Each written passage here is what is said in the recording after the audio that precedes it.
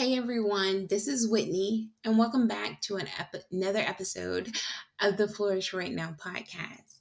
Today we are going to be discussing day 8 and day 9 of the Decluttering Challenge. All right, so let's go ahead and jump right in. For day 8, I had a total of 18 items. These items consist of items 1 and 2 were bags of wakame. Items number 3 and 4 were bags of kelp noodles. Items number 5 was a bag of teff flour. Item number 6 was chickpea pasta. Item number 7 was kamut pasta. Item number 8 and number 9 was black chickpeas. Item number 10 was garbanzo beans, which is also chickpeas, but these were the beige ones. Item number 11 was a bag of lentils. Item number 12 was a carton of chickpea pasta. Item number 13 was actually red quinoa. Item number 14 was fonio flour. Item number 15 was spelt flour. Item number 16 was a can of garbanzo beans. And then finishing off, item number 17 was taco seasoning, and 18 was guacamole seasoning. These were 2 packs. So that's what we have for day 8. And like I said, that was a total of 18 items. And as you see, they all came from the pantry. And I'm really ashamed to say this, but all of these items, except for the last 6 were expired. So 12 items were expired. And the dates range from anywhere from 2020 to, I think the latest one was maybe August 2023. So yeah, there's a lot of food waste going on there. Some bags had been used halfway, and some bags had never been opened. And this has been a really eye opener for me because I guess one of the things that I've tend to notice during this decluttering challenge is the waste. Food waste in buying bulk items, whether it's food or it's like a few days ago, I was telling you all about planners and everything. So just a lot of waste. And not only that, I think that if I'm really being honest and really trying to be true to myself, then maybe a lot of this pattern of buying things in bulk like this, I feel like it may be stemming from something such as I'm thinking there's a fear of missing out, or there's not enough of something, so I have to get it right then and there. Um, or, like I said, just this scarcity mindset, like, oh my goodness, is it going to be discontinued? I won't be able to find it again. Like I have to stock, I have to bulk up on this stuff because I don't know when I would get it again. I'm not sure if that's what is going on, I guess, like subconsciously, that makes me want to buy these things in bulk. Or I don't know, maybe I don't want to have to leave the house to go and grab these items again in the future. I don't know. I doubt it's the latter because I tend to go to the grocery store every week and actually enjoy it. So, but like I said, these things, this tendency of buying things more than what I need, not just for like, okay, let me buy enough for this amount of time, such as like, let me buy enough for this week, or let me buy this planner, which has 90 days in it. Let me just buy it for the next 90 days. And then when I'm done, or when I'm at least, there's a week left, I can put in an order or go to the store and buy another one. No, I obviously don't think like that. I'm like, oh, wow, there's this cute planner and it's undated. Let me grab 5 of them. Or, you know what? I like chickpeas. Let me grab like two 32-ounce bags of dried beans. And yeah, so yeah, that's crazy.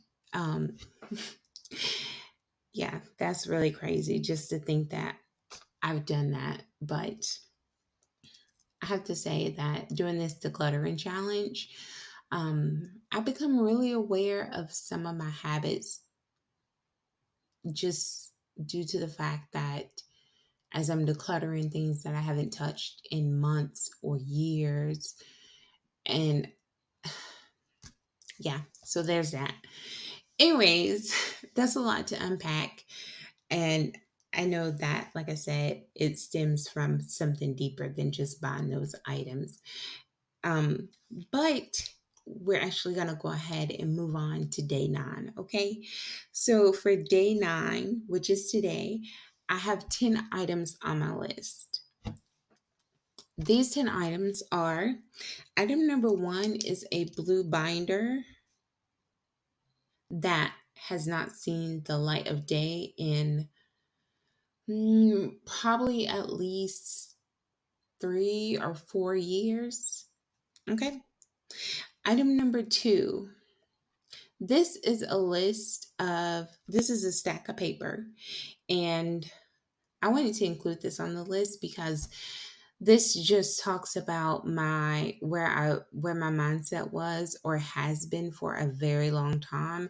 And I feel like I've finally gotten to the point where I've snapped out of it, but I've snapped out of that era. Okay. And I'm going to read you some of the things that is on this list. 1, how to manage a household on a budget. 2, tips to conserve energy when you're gardening. 3, the most cost effective electricity options. 4, the top 10 most inexpensive recipes. So, if you haven't figured out what it is, this is a list of blogging post ideas because I've only been trying to be a blogger for I don't know how long, you guys, probably since I was like 25 or something. And it's crazy because blogging is just not that hard. But I guess for me, this represents me throwing this away, decluttering this, getting this out, is me saying, not even saying goodbye, me releasing this um this need to listen to how other people do things and to follow them, like when they say do it this way, this way, this way, this way, and you'll get this result. And there's a reason why I never succeeded with it. Like, I already knew all the steps, how to do this, how to do that. Like, this is not rocket science. But the part that was missing for me is just it it wasn't something that truly felt like I felt so torn when I used to do it. Like, I could keep it up for maybe a couple blog posts, maybe like 15 blog posts.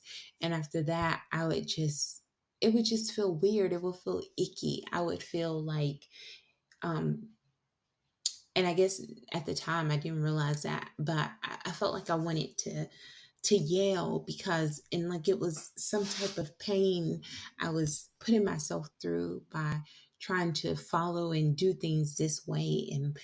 And inside I was like rebelling against it. And now I realize that, well, I was rebelling against it, but I just never gave myself that space to just try to be myself. And I felt like with everybody that I had listened to, or 99% of people on the internet will tell you, do this, do this, do this, do this. And their steps are pretty much all the same, you know?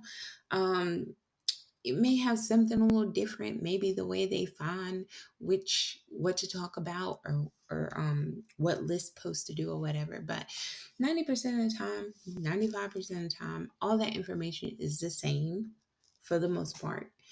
And that doesn't involve you speaking from the mind or the heart. It revolves around you doing research and trying to curate things that other people will like. And I realized that this whole time didn't need to do that. I really truly needed to find my voice. And not only just find my voice, but be okay with that.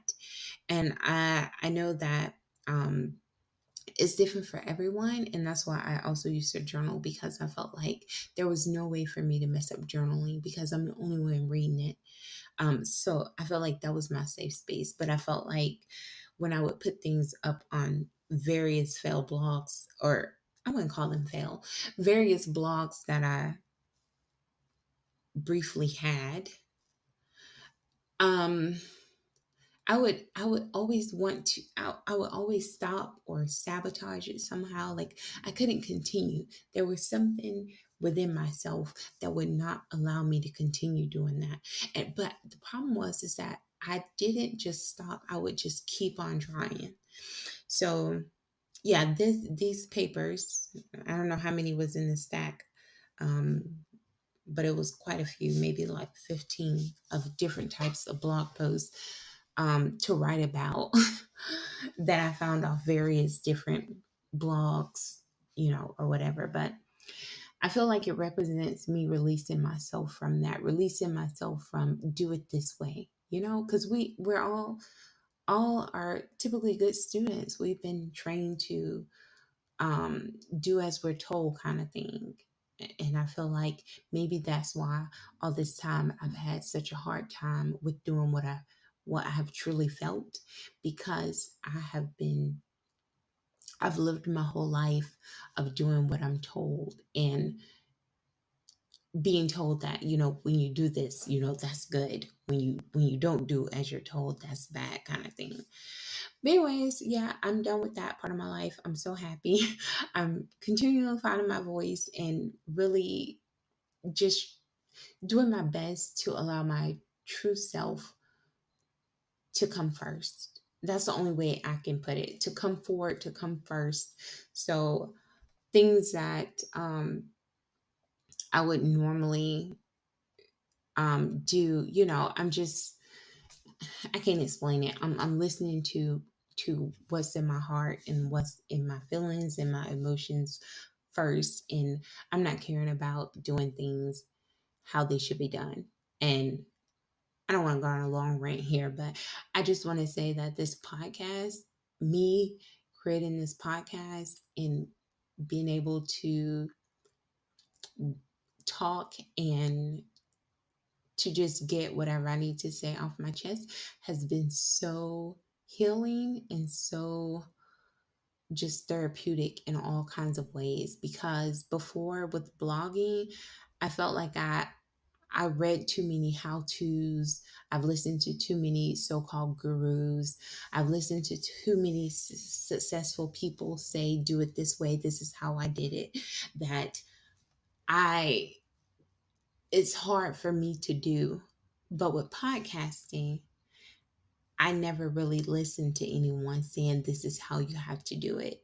And then when I decided to listen to someone talking about they how you should do podcasting, they didn't give you steps to do podcasting this way.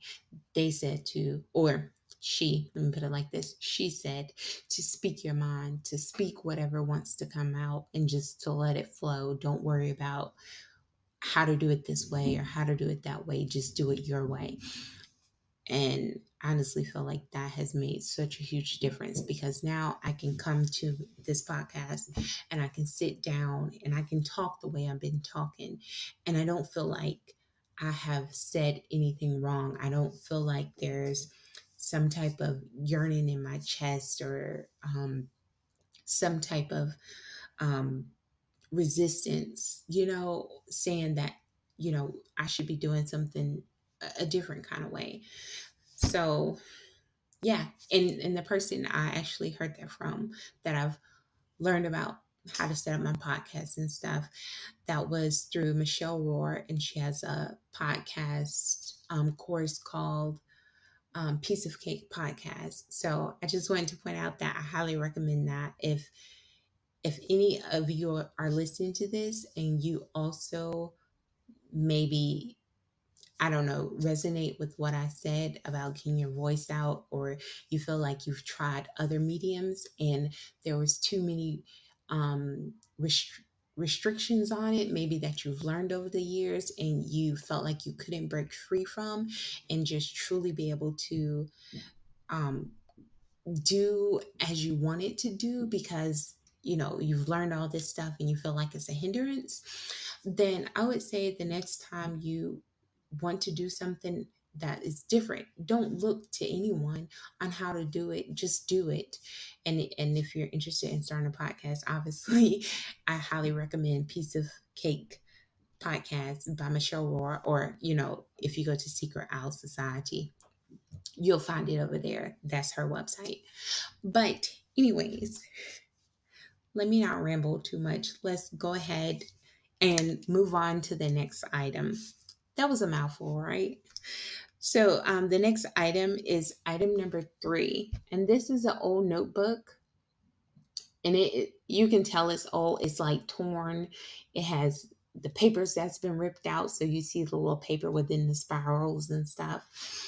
Um, so yeah, I'm not sure what I had some notes from my corporate job that I had at the time was in there. And so this is really old.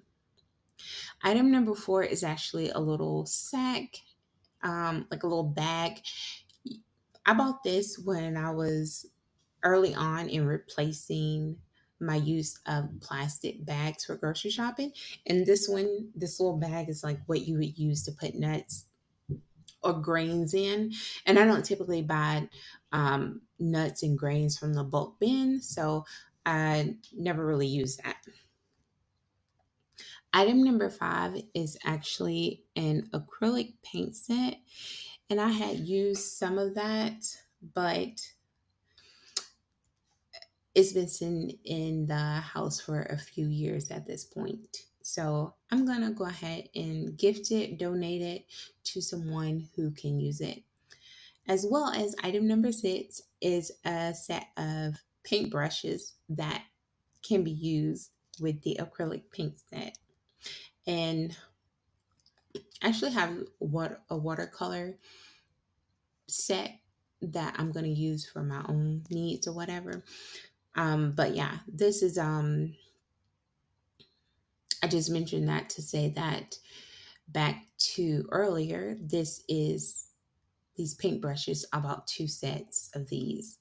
And I know you can't see the pictures right now, but eventually I'm going to upload pictures to this on a website, or somehow so you all can see as you listen to the podcast episode. But I just want to point out that this is a 25-piece artist pack of paintbrushes, and I bought 2 of them. It's only one of me, y'all. This doesn't even make any sense, okay?